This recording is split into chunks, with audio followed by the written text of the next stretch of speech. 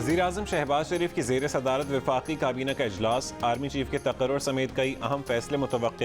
اتحادی جماعتوں کے رہنما بھی وزیر اعظم ہاؤس میں موجود۔ وزیر اعظم کی زیر صدارت گزشتہ روز ہونے والے اجلاس میں اتحادی جماعتوں نے شہباز شریف پر مکمل اعتماد کا اظہار کیا۔ سابق صدر آصف علی زرداری نے کہا ہے کہ شہباز شریف وزیر اعظم ہیں، آئین نے یہ اختیار اور استحقاق انہیں سونپا ہے۔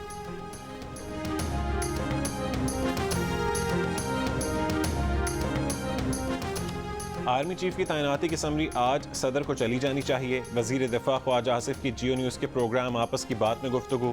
کہا، آرمی چیف کی تعیناتی کے معاملے میں آصف علی زرداری نے بڑی اچھی تجویز دی ہے، فیصلے میں زرداری صاحب کی رائے ترجیح میں پہلے نمبر پر ہوگی۔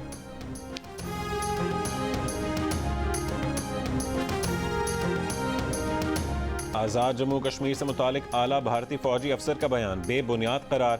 آئی ایس پی آر کے مطابق آزاد کشمیر میں نام نہاد دہشت گردوں کے لانچ پیڈ کا دعویٰ بے بنیاد ہے۔ یہ بیان بھارتی مسلح افواج کی پروپیگنڈا سوچ کا مظہر ہے۔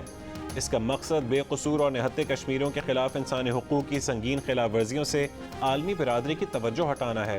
پاک فوج خطے میں امن و استحکام کے لیے پرعزم اور ہر قسم کی مہم جوئی کا بھرپور جواب دینے کے لیے تیار ہے۔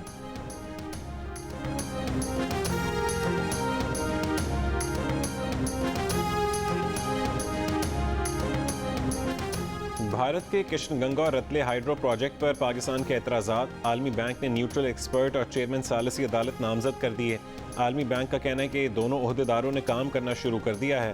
پاکستانی وفد کی امریکہ میں ورلڈ بینک کے نامزد عہدیداروں سے ملاقات۔ سنتاز معاہدے کے تحت عالمی بینک کو ثالثی کی درخواست کی گئی۔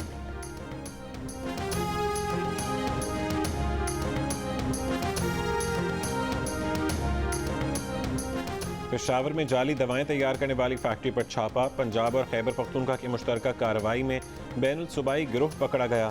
جان بچانے اور بے ہوش کرنے والی جعلی دوائیں برآمد، مقدمہ درج۔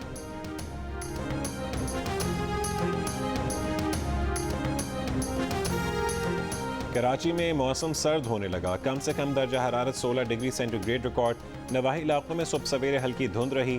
اسکردو -8 ڈگری کے ساتھ ملک کا سرد ترین مقام رہا۔ قلات میں کم سے کم درجہ حرارت -3 ڈگری، کوئٹہ اور زیارت میں -1 ڈگری سینٹی گریڈ ریکارڈ کیا گیا۔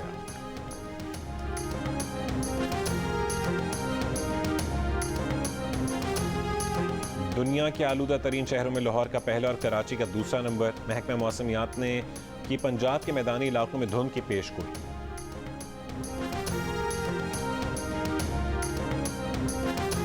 اور فٹ بال ورلڈ کپ میں آج بھی 4 میچز ہوں گے۔ معروف فٹ بالرز کرسٹیانو رونالڈو اور نیمار جونیئر بھی ایکشن میں دکھائی دیں گے۔ پاکستانی وقت کے مطابق سپہر 3 بجے سوئٹزرلینڈ اور کیمرون کا میچ ہوگا۔ شام 6 بجے یوروگوئے اور جنوبی کوریا کی ٹیمیں مقابلہ کریں گی۔ رات 9 بجے پرتگال اور گھانا کے درمیان میچ ہوگا اور رات 12 بجے برازیل اور سربیا کا مقابلہ ہوگا۔